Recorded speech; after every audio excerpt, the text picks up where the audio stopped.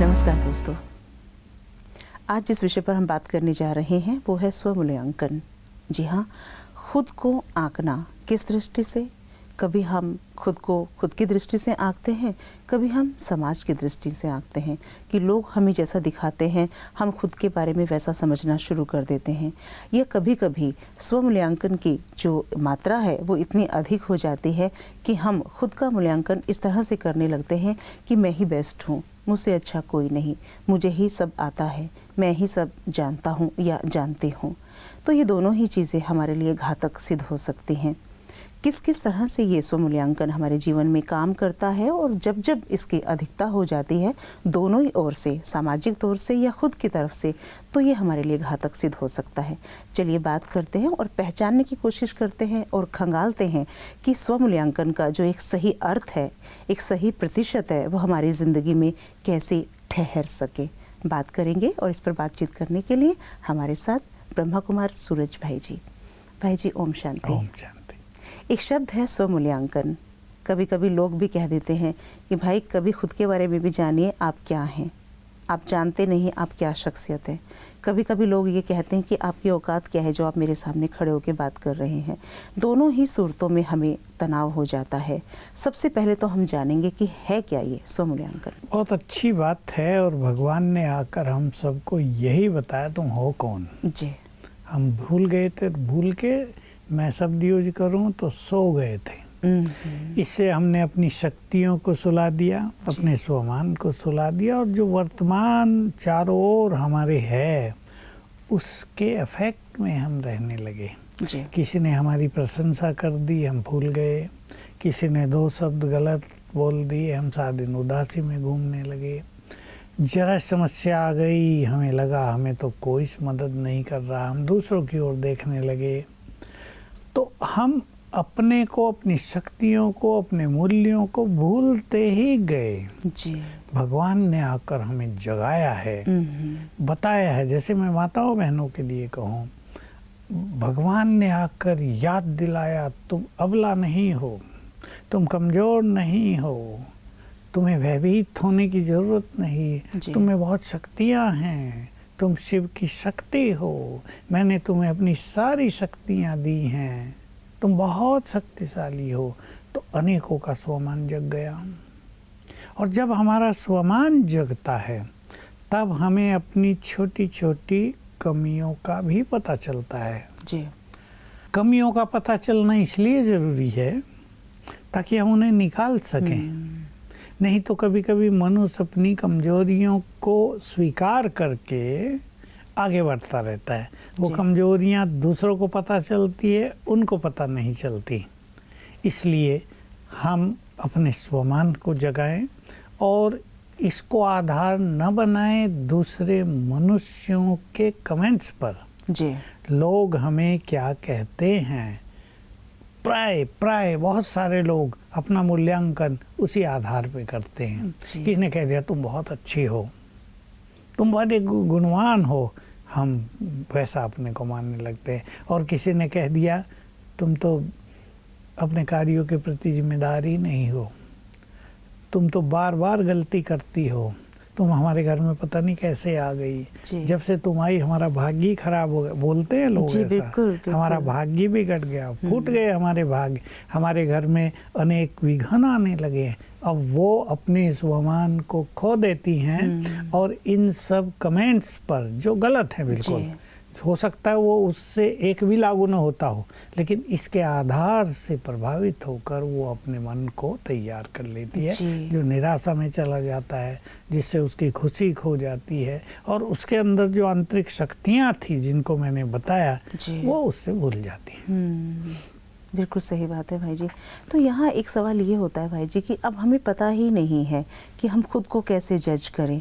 आज तो समाज का जो वर्तमान समय में यही स्वरूप देखने को मिलता है, जैसे कि हमने पिछले एपिसोड में भी बात की कि लाइक आए तो हमने खुद को जाना कि हाँ मुझे ज़्यादा लोग पसंद कर रहे हैं। तो कहाँ से, मतलब ये हम इसको भूल ही कहाँ आए, छोड़ ही कब दिया हमने इसको? एक्चुअली इसको छोड़ने के पीछे बहुत सालों का बॉडी कॉन्शियसनेस रहा। अच्छा। अपनी विस्मृति और मैं कौन हूँ इसको भूलकर ये देह ही मैं हूँ, यही मेरा जीवन है, यही मेरा लाइफ है।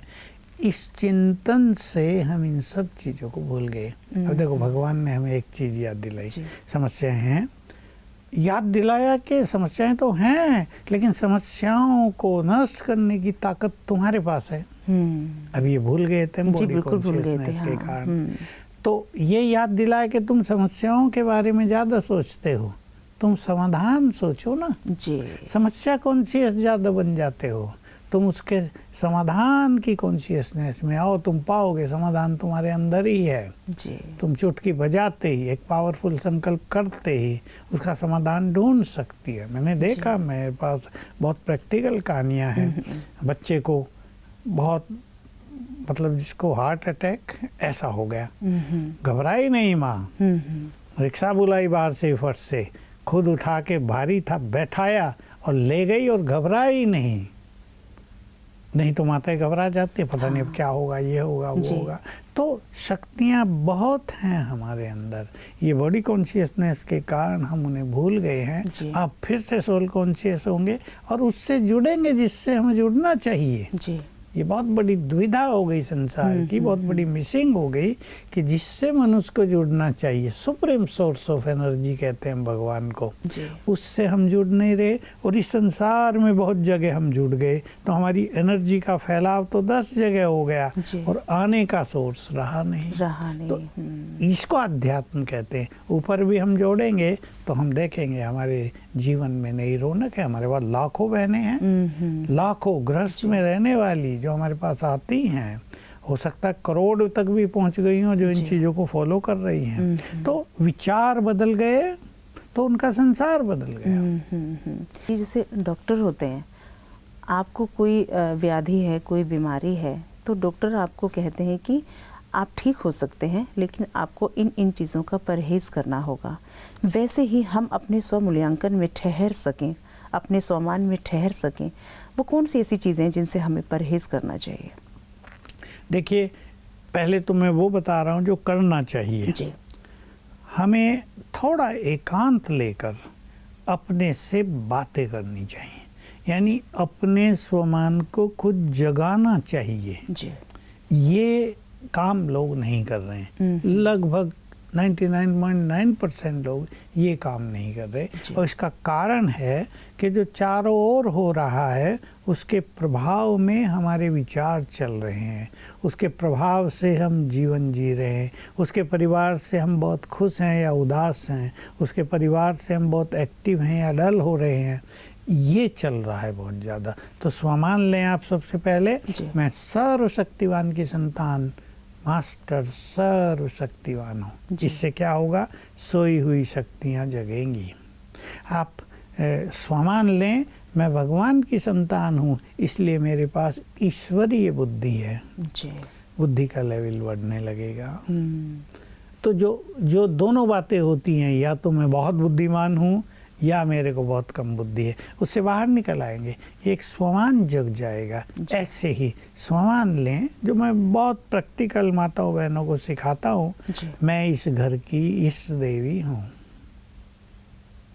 अरे मैं कहाँ आ गई, कैसा घर मिला मुझे, सब खेल बिगड़ा हुआ, यहाँ तो ये भी नहीं, ये भी नहीं, ये भी नहीं। नो, इससे हटकर मैं इस घर की इस देवी हूँ, मैं इसे मंदिर बनाऊंगी, मैं यहाँ खुशनुमा जीवन सबका बनाऊंगी, मैं इन सब की जीवन धारा बदल दूंगी जी। एक माता में, महिला में ये शक्ति है। बस उसे अपने इन स्वमानों को बढ़ाना है और दूसरों की बातों के प्रभाव में नहीं आना है। जो चर्चा हम करते आ रहे, जो व्यक्ति बातों में ज़्यादा रहता है, जो हमारी मातृशक्ति की एक बड़ी कमजोरी है, कोई माइंड ना करे पर ये सत्य है। जो व्यक्ति बातों में बहुत ज़्यादा रहता है, वो उसको अच्छी बातें भूल जाती हैं, उसको ईश्वरीय ज्ञान भी भूल जाएगा, क्योंकि जो बातें चर्चा में आएंगी उनका इफेक्ट होगा ना जी। अभी जैसा सब देखते हैं कि माताएं जब खाली हुई, चार मिलके बैठ गई, अब बात कर रही हैं, एंजॉय कर रही हैं, लेकिन वो बात होती तो बेकार ही है ना।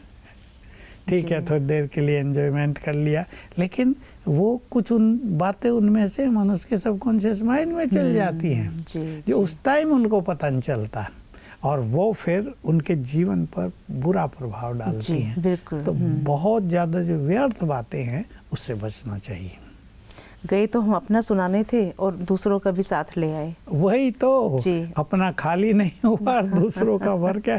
मैं बहनों माताओं को ये बहुत सिखाता हूँ, भाई ठीक है, अच्छा बैठ भी जाओ, अगर तुम्हें कोई दूसरी बहन अपनी बातें सुना रही है, बहू की सुना रही, इसकी सुना रही, उसको भी हल्का करा दो, उसको भी कुछ अच्छी बात कह दो। तुम भी इस देवी हो अपने घर की, तुम्हें सबको प्यार देना है। आपके घर में बहू आई, वो ऐसा करती, ऐसा करती, ऐसा करती, तुम्हें उसको सिखाना है। वो भी नहीं है, हो सकता है 25 साल की हो, उसे सिखाओ, जैसा तुम सिखाओगी वो उसका निर्माण हो जाएगा। तुम माँ हो, ऐसा करो, तो उसको भी हल्का कर दे और वो गंदगी अपने पास भी नहीं आएगी। नहीं तो कहेंगे अरे इसकी बहू ऐसी है, मेरी भी ऐसी है, कहीं मेरे घर में भी ऐसी ना आ जाए। तो एक निगेटिविटी लेकर आते हैं। जी, बहुत सुंदर बात। अब कई बार क्या होता है भाई जी, चलिए ये तो हमने काम किया कि हमें किस तरह से अपने आप को स्वमान में स्थित रखना है। जो कई लोग इगोस्टिक हो जाते हैं बहुत, उनको लगता है कि हमें ही ज़्यादा पता है, हम ज़्यादा जानते हैं, हम फला क्षेत्र के बारे में हमारी मास्टरी है, तो वो लोगों से कुछ कट के भी रहने लगते हैं। फिर कहीं कहीं उनको तो ये हो जाता है कि हमें फ्रंट लाइन में ही बैठना है, हम जाएँ तो सबसे पहले हमें ही पूछा जाए। तो इसकी फिर अलग अलग जाके प्रभाव देखने को मिलते हैं। देखिए, ईगो तो सबसे बुरी चीज है जी। एक ईगोइस्टिक मनुष्य अपने सीखने के सारे द्वार बंद कर लेता है, क्योंकि मैं सब जानता हूँ। और ये जो बहुत सारी इच्छाएं होती हैं, देखो ये कैसे उसको परेशान करती हैं। आप गए और किसी ने 1 मिनट आपकी केयर नहीं की, मन उदास होने लगेगा, विचलित होने लगेगा। और फिर आपको प्रॉपर सीट नहीं दी गई, आप दूसरों को आगे बैठा देखते रहेंगे, देखा वो उसको बैठा दिया, मुझे नहीं बैठा, तो सारा टाइम आपका जो कुछ आपको एंजॉय करना चाहिए था उसके बजाय इन चीज़ों में चला जाएगा। और एक और बात, जो ईगोइस्टिक मनुष्य हो जाता है वो दूसरों को सम्मान नहीं देता कभी भी, और परिणाम तय उसका सम्मान कम होने लगता है। जाहिर सी बात है। देखिए, एक बहुत अच्छी कहावत है कि अहंकारी व्यक्ति अपने को बहुत ऊंचा समझता है, पर दूसरे व्यक्ति उसको सबसे नीचा समझते हैं। बिल्कुल सही बात। तो वो दूसरों को सम्मान नहीं देगा, दूसरों की बात नहीं सुनेगा, बल्कि उसकी लैंग्वेज में इंसल्टिंग बातें होंगी जी। वो कुछ कहेगा तो उसमें दूसरों को अच्छा नहीं लगेगा, अपमान फील होगा, इसलिए लोग उससे कटेंगे, दूर जाएंगे। और जब उसको सहयोग की जरूरत पड़ेगी तब वो अकेला होगा संसार में। बिल्कुल सही बात है। यहाँ एक और देखने को मिलता है, अगर ऐसा कोई अहंकारी व्यक्ति आपके परिवार में है या समाज में बार बार आपका उससे सामना हो रहा है, तो आप 2 मिनट के लिए उसको रिस्पेक्ट तो ज़रूर देंगे, क्योंकि आप अच्छे हैं, आपको लगेगा उसको बुरा ना लगे, लेकिन आप अंदर ही अंदर उसके जाने की कामना करेंगे और ये भी साथ साथ कामना करेंगे कि अब मेरा जल्दी से इससे सामना ना हो। देखिए, अभी एक प्रैक्टिकल बात बताऊँ इसमें, सत्य। किसी का एक परिवार है, उसकी माँ और बाप दोनों बुजुर्ग हैं और बीमार हैं। अच्छा, लड़के की बहू भी माँ है जी, लेकिन माँ के व्यवहार के कारण वही ईगो है और बुरा व्यवहार करती है, इंसल्ट करती है, बहू उसके पास आती ही नहीं। ये बहुत ज्यादा घरों में है भाई। अभी वो क्या हो गया, वो बीमार बुजुर्ग, अब 75 साल की हो गई और बीमार, खाना खुद बनाए, पति का काम खुद करे, घर का काम खुद करे, जबकि वो चाहती है करना, लेकिन वो उसकी इतनी इंसल्ट करती है, ऐसे अपशब्द बोलती है कि वो सोचता है भाई मैं दूर ही ठीक हूँ इससे, तो वो दूर रहने लगी है। तो ये नुकसान एक ईगोइस्टिक पर्सन को बहुत होता है कि उसकी जीवन की अंतिम यात्रा में वो अकेला हो जाता है। यहाँ एक छोटी सी बात, आपकी इसी बात से मुझे ध्यान आया भाई जी, कई घरों में देखा जाता है कि कुछ माताएं बहनें जो हमारे ब्रह्मा कुमारी संस्थान से जुड़ी हुई हैं, कई माताएं, तो जैसा कि यहाँ शुद्ध भोजन करने की एक परंपरा है, भगवान की तरफ से आदेश है, तो अब घर में वो बहुओं के हाथ का बना खाना नहीं खाती हैं और उनको समझाना भी नहीं आता है कि किस तरह से आप प्योरिटी में रहें। तो कहीं ना कहीं घर की जो बहुएं हैं वो अपने आप को ऐसा फील करने लगते हैं कि हम मैले हैं या हम विकारी हैं, तो उनको कहीं ना कहीं वो एक गाली सी लगती है, तो वहाँ भी दोनों तरह तालमेल नहीं बैठ पाता। इसमें इन माताओं की थोड़ी गलती तो अवश्य मानी जाएगी, उनको कन्विंस करना आता नहीं है। कई तो ऐसी मैंने देखी, हंसी की बात है और बड़ी बात है, मेरे पास आती हैं, मेरी बहू मेरे भोजन को हाथ लगा देती है तो मैं नहीं खाती उसे। अरे मैंने कहा ये कौन सी बात है, उसने हाथ लगा के यदि आपका भोजन अशुद्ध कर दिया, तुम 2 बार हाथ लगा दो, शुद्ध हो जाएगा ना। जी, बहुत बड़ी बात। जी, ये तो बड़ी अच्छी बात बताई। फिर अरे वो टॉयलेट जाके मेरी बेड पे आके बैठ जाती है। अब ये एक छोटी सी बात घर में संघर्ष बनी हुई, बहुत बनी हुई तो है। मैं उसको कहा आप जब सो के उठो एक चादर रखो, उसको बिछा दो, कोई बैठ जाए कोई नहीं, दोपहर को उसको ऐसे ही पानी से निकाल के रख देना, सुखा देना, खत्म हुई बात। ये तो बड़ा सहज समाधान है। एक के घर में ऐसी थी बेचारी की सास और ससुर दोनों ब्लाइंड हो गए, बुजुर्ग आयु में। अब वो बेचारी पकड़ते पकड़ते उसकी खाट पे बैठ जाती थी। अब ये रोज का झगड़ा, तुमने ये कर दिया, वो कर दिया, तुम आंखों से भी अंधी, बुद्धि से भी अंधी। फिर वो गुस्से में कुछ भी कहते। मैंने उसको ये सिखाया कि चादर रख दो, फिर धो लो, उसको बदल दो, इसमें तुम्हें 5 मिनट लगेगा, और जो तुम उल्टा सुल्टा बोलती हो उसमें सारा दिन लग जाता है, तुम्हें मन की स्थिति खराब कर लेती हो। तो ये थोड़ा गलत व्यवहार है। सास को चाहिए, चाहे उसने ईश्वरीय ज्ञान लिया है, भोजन तो शुद्ध खाना ही है, लेकिन इतने सेंसिटिव नहीं होना चाहिए कि किसी ने देख लिया और उनका भोजन अशुद्ध हो गया। मैं वो फिर वही कहूँगा, तुम भी देख लो भाई। तो जैसे कई पंडित होते हैं ना, ऐसे ऐसा भोजन खाते हैं बनाते हैं कोई उन्हें देख भी ना ले, तो इतना सेंसिटिव और ऐसा नाजुक तो नहीं हमें होना चाहिए। तो थोड़ा सा ज्ञान लेने के बाद समझदारी का परिचय व्यवहारिक तौर पर होना चाहिए। कई माताएं हैं अपनी बहुओं को ऐसा अच्छा प्यार देती हैं, ऐसा अच्छा बातें करती हैं, समझाती हैं। बहू कहती हैं ठीक है हम सब्जी काट देती हैं आपकी, बर्तन साफ करके रख देंगे, ये कर देंगे, वो कर देंगे, भोजन आप बना लेना, हमारे लिए बनाना। तो घर का माहौल खुशनुमा हो जाता है। जी, ज़्यादा घरों में तो वैसे यही हो रहा है कि घरों में बहुत सुधार हो रहे हैं, परिवारों में आपसी तालमेल बैठ रहे हैं, किसी किसी परिवार में ऐसे होता है। तो मैं सिर्फ ये बात इसलिए कह रही थी क्योंकि बहुत नज़दीकी घरों में हम देखते हैं कि जब तक वो माताएं कर पाती हैं, किसी टाइम में बीमार भी हो जाती हैं, तो फिर वो बहुएं मदद करने नहीं आती हैं। उनको लगता है कि आपने उस समय इस तरह से शब्द हमें कहे थे, वो शब्द उनके दिमाग में गूंजते रहते हैं। इसलिए हमें ज्ञान युक्त व्यवहार करना चाहिए और अपने परिवार को एक कर देना चाहिए। जिस परिवार में किसी को अलगाव सा फील ना हो, सब एकजुट होकर रहें, प्यार से रहें, इसलिए अपने परिवार में समय भी देना चाहिए। मान लो सास तो अभी जॉब नहीं करती है, तो उसको वो सारे काम कर लेने चाहिए कि बहू जब जॉब से आए तो उसको बहुत रिलैक्स फील हो कि ये भी काम हो गया, ये भी हो गया, ये भी हो गया, देखा किचन भी साफ है, सब्जी भी कट गई है, तो आराम से चलो भोजन बना लेते हैं सब मिलजुल के। मिलजुल के काम करने का जो संस्कार है, ये हमारे परिवारों के लिए, समाज के लिए बहुत ही अच्छी एक परंपरा है, ताकि एक ही व्यक्ति न लगा रहे, बाकी सब टीवी देखते रहें, ऐसा न हो तो एक सुंदर परंपरा की शुरुआत होगी। जी भाई जी, बात चल रही थी स्वमूल्यांकन की ना, तो अब जैसे हमने दोनों तरफ से अपने आप को हमने समझा कि कहाँ कहाँ हमसे गलती हो रही थी और कैसे हमें अपने आप को स्वस्थिति में रखना है, तो यहाँ हम थोड़ा सा स्वमान हम चाहते हैं कि आप अपने दर्शकों को दें कि वो स्वमान में और स्वमूल्यांकन कर सकें एक पॉजिटिव वे में। देखिए, जैसे शिव बाबा ने हमें एक स्वमान दिया जो हमारा पहला स्वमान है, तुम मेरे बच्चे हो, तुम महान आत्माएं हो इस सृष्टि की। अभी ये ऐसा शब्द है, कई लोग इसको ईगो में बदल सकते हैं और कई लोग इससे अपने ईगो को समाप्त कर सकते हैं। हमने स्वीकार किया मैं महान हूँ, तो मेरे बोल, मेरा व्यवहार, मेरे कर्म, मेरे संकल्प सब महानता के अनुरूप होने चाहिए। ये एक सुंदर विचार है। मुझे दूसरों को प्यार देना है क्योंकि मैं महान हूँ। मुझे दूसरों की मदद करनी क्योंकि मैं महान हूँ। मुझे नम्र होकर चलना, महान आत्मा की निशानी है नम्र होकर चलना। मुझे नम्र, स्वीट, सॉफ्ट होकर चलना, ईगोलेस रहना है। तो ऐसे स्वमानों पर पॉजिटिवली हम चिंतन करें।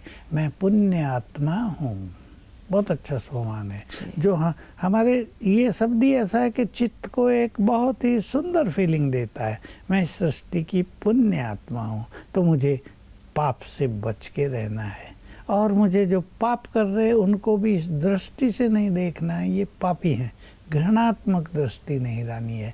क्योंकि मैं महान हूँ, मैं पुण्य आत्मा हूँ, मुझे उनको ऐसा स्नेह देना है कि वे भी पाप करना छोड़ दें जी। ऐसे ही मैं बहुत शक्तिशाली हूँ, तो मुझे भयभीत नहीं रहना है। मैं भगवान का बच्चा हूँ, तो उसके अनुरूप ही मुझे कार्य करने हैं, व्यवहार करना है, ताकि मेरे चेहरे को देखकर, मेरे व्यवहार को देखकर, मेरे कर्मों को देखकर लोग मान लें ये तो भगवान के बच्चे हैं। ऐसे स्वमान को स्वीकार करना, हर एक को अपने अपने स्वमान चुन लेने चाहिए जी। और उनका अभ्यास करेंगे तो घरों के या जो जहाँ जॉब करते हैं वहाँ के वाइब्रेशंस बहुत ही सुंदर रहेंगे जी। हाँ नहीं, ये छोटी सी बात बहुत इम्पोर्टेंट जी। कि जहाँ जॉब पर जाते हैं वहाँ दूसरों को स्वमान की नज़र से देखो तो सब आपको सम्मान देंगे। ये तो बड़ी सुंदर बात भाई जी आपने बताई कि किस तरह से हमें अपने आप को स्वमान में टिकाना है और सबको किस दृष्टि से देखना है। क्योंकि हम खुद को ऊंचा उठाना चाहते हैं, खुद को महान बनाना चाहते हैं, तो जाहिर है हमें समझना तो पड़ेगा कि मैं एक पुण्य आत्मा हूँ। और जब हम इस फील के साथ रहते हैं तो आपके चेहरे के भाव भी वैसे ही बन जाते हैं। बहुत सुंदर बात। कई बार क्या होता है, बहनें कार्यस्थल पर जाती हैं, वहाँ ये स्वमान उनका टिक नहीं पाता है भाई जी। देखिए, जब आप 10 लोगों के बीच मान लो आप कार्य कर रही हैं जी। उनमें से ज़रूर कोई कैसा कोई कैसा कोई कैसा, लेकिन आप एक एटीट्यूड से उनको देखें। इसको हम वृत्ति कहते हैं अध्यात्म में। अच्छा। कि ये सब भगवान के बच्चे हैं, ये सब बहुत अच्छे हैं, हम सब एक ईश्वरीय परिवार हैं, all are my good friends. हम सब मिल के अपने कार्य संपन्न करेंगे। जिनके लिए हम कार्य कर रहे हैं उनको बहुत ज़्यादा प्रॉफिट हो, उनका अच्छा हो, ऐसा हम जिम्मेदारी से काम करेंगे। एक बार सबको देख लिया सब बहुत अच्छे हैं, तो ये स्वमान, ये दृष्टि ऐसा अनुभव कराएगी कि उन सब के मन में आपके लिए सम्मान और गुड फीलिंग बढ़ जाएंगी। जी, बहुत सुंदर बात भाई जी, बहुत सुंदर बात। इतनी महत्वपूर्ण जानकारी देने के लिए भाई जी आपका बहुत बहुत धन्यवाद। ओम शांति। ओम शांति। दोस्तों, ज़िंदगी में अधिकता किसी भी चीज़ की अच्छी नहीं होती और कोई महान गुण हमारे अंदर ना हो तो वो भी हमारी जो एक पर्सनालिटी है उसको माइनस की तरफ लेकर जाता है। तो ज़िंदगी में बैलेंस हर चीज़ का रखना बहुत ज़रूरी है। आज हमने बात की स्वमूल्यांकन की कि मुझे खुद को कैसे आंकना है। लोगों की दृष्टि में मैं कैसा रहूं, उससे ज़्यादा ज़रूरी है कि मैं खुद की दृष्टि में कैसा हूं या कैसी हूं। मुझे अपनी दृष्टि में अच्छा बन के रहना है, महान बन के रहना है, पुण्य आत्मा बनना है, तो मुझे वैसा सोचना भी पड़ेगा। अक्सर लोग कह देते हैं मैं इतना महान नहीं हूँ कि मैं आपको माफ़ कर दूं, लेकिन माफ़ कर देने से आप सचमुच महान बन जाएंगे। और जब आप महान बनेंगे तो लोग भी आपको महान दृष्टि से देखेंगे और आपकी महानता बढ़ेगी। आज से खुद को, खुद के बारे में जानिए। और जैसा कि भाई जी ने बताया कि समाज के साथ कैसा आपको रहना है, खुद के साथ आपको कैसा रहना है, इस पूरी चर्चा में आज हमने आपको यथासंभव बताने की कोशिश की। एक नए विषय के साथ फिर आपके सामने हाजिर होंगे। तब तक के लिए दीजिए इजाज़त। नमस्कार। ओम शांति।